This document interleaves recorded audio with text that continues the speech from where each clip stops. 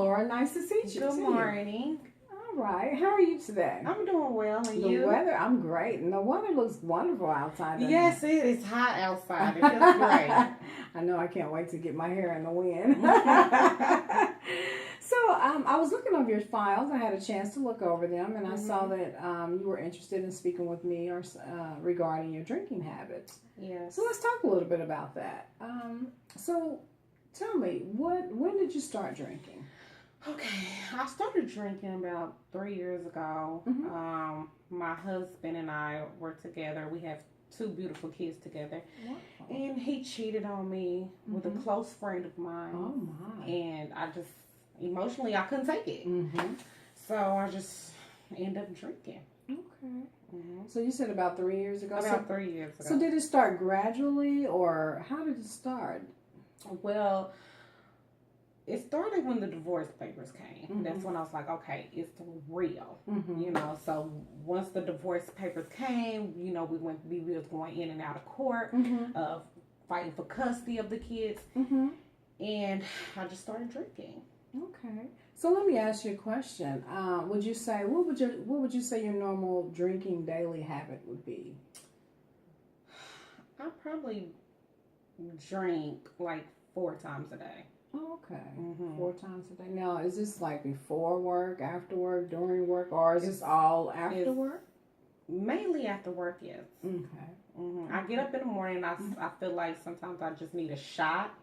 But when I get off work, I really drink. Okay. So when you come home, and you said you drink mainly when you get off of work. So is there like a certain setting that, you know, drives you to drinking, or are you just sitting there thinking? Yes, absolutely. I'm sitting. The kids, I put them to bed, and I'm lonely at night.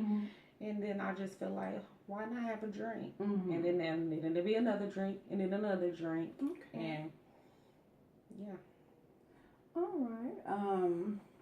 Well, let's see. Well, do you have any hobbies or anything? Any interests that you like or enjoy? No, I don't have any hobbies. No. Okay. Do you have any interests or anything? Yes. My interests, I love being with my kids and having fun with them. Okay. So let me see. Now, you said normally when you come home, that's when you do the most of your drinking. Yes.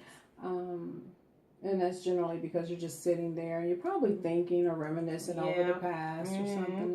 Is that what I'm hearing? That's exactly what's going on. Okay, so let's see. Give me a little bit of history about your childhood.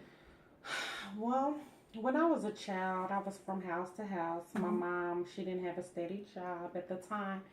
So we were always going from home to home, or from school to school. I never settled. Oh. So she was a drinker as well. She could never keep a job. So she just kept drinking, and I guess kind of rubbed off on me. So let me ask you a question. When she used to drink, how did that make you feel when you were a child? I was sad. It would hurt me, and I would try to, you know, get her to stop, but it didn't really help. She stopped now, but at the time I couldn't get her to stop. So did you dislike the fact, or you were just kind of sad, or did you just? I was very sad about it. So does your children know that you drink? Or? Oh no, okay. My children don't know. I do it when they're asleep, when they go home, when they're not at home, when they're in school. Yes, they don't know. Okay. So what makes you like when you think about your mom, and you said how, you know, it made you really sad for her to drink. Was there can you relate to her now that you're drinking? I can, because she was a single mother at the time, and I can relate to what she was doing, but at the same time, I wish I could stop. You know, because like I said, I was sad when she was doing it, but. So what are some of your goals? Ultimately, I know you're here because you want to stop drinking. Yes, that's my main goal, is to be able to stop drinking and to be a better mother to my kids. Okay. Have you tried to stop, or was there anything that have you done anything to stop, or? Yes, I went to a couple support groups and I talked about it a little bit, but it really didn't work out for me like I thought it would. Okay. What were some of the reasons why you Well, felt like just getting up or just talking about it openly, I'm not there yet. And I didn't feel like I should tell my story, my business, I put my business out in the street. So basically you just felt like you wanted to be somewhere a little bit more secluded. One-on-one by myself. Right. Yes. Okay. So have you taken any like daily small tasks or goals to try to stop? Maybe just say, okay, well today, I'm gonna really not try to drink 4. Maybe I'm gonna try to, if I do, I'm just gonna drink 3. I did. I drank 2 a day for a while, and I also exercise, and that would kind of get my mind off of them. Like every time I thought about getting a drink, I would exercise, and that kind of just went back away.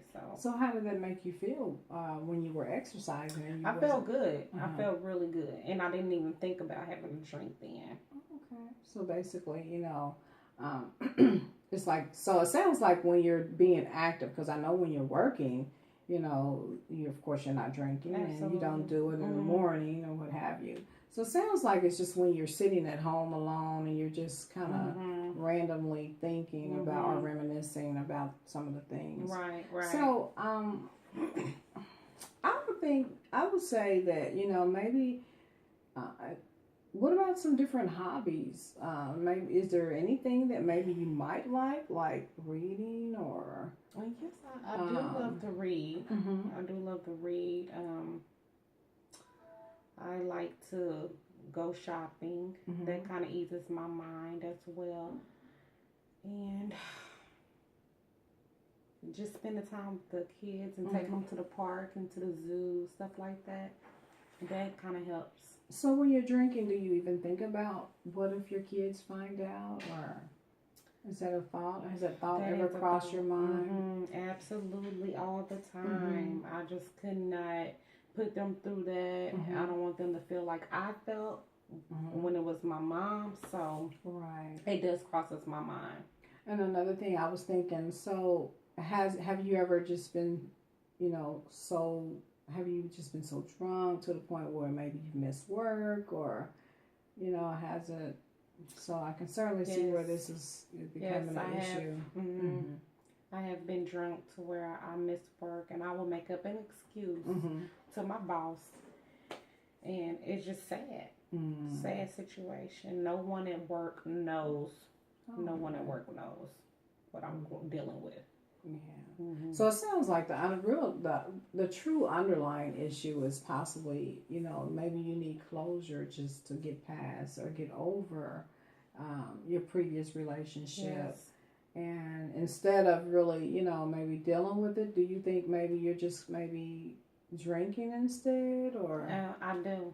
Absolutely. So what would bring you, what would you think would make closure for that situation? Well, do you guys talk? Do you get along, or do you spend time? Do you, we talk only for the kids' sake, but we haven't sat down and talked about what really happened, why he did what he did, and with who he did it with. We have not sat down and talked about that. Okay. So maybe, perhaps if you had a good sit down. I don't know how long it's been. You said maybe 3 years ago. It's been 3 years. We still see each other for the kids, but we haven't sat down. So that don't seem like a bad idea. Because sometimes, I know that closure, everything doesn't work out to, the best, but sometimes when you have closure on certain issues, you can kind of move forward from there. Excuse me. Because I know, when things, it's kind of like a divorce is kind of like death, you know. It's like a sharp cut or something, like somebody just cuts your arm off. Well, not even cut it off. It's like pulling it off, because, you know, at least if it was being cut off, you know it's getting ready to be severed off. Yes. But this is like being pulled off. You don't know it's coming.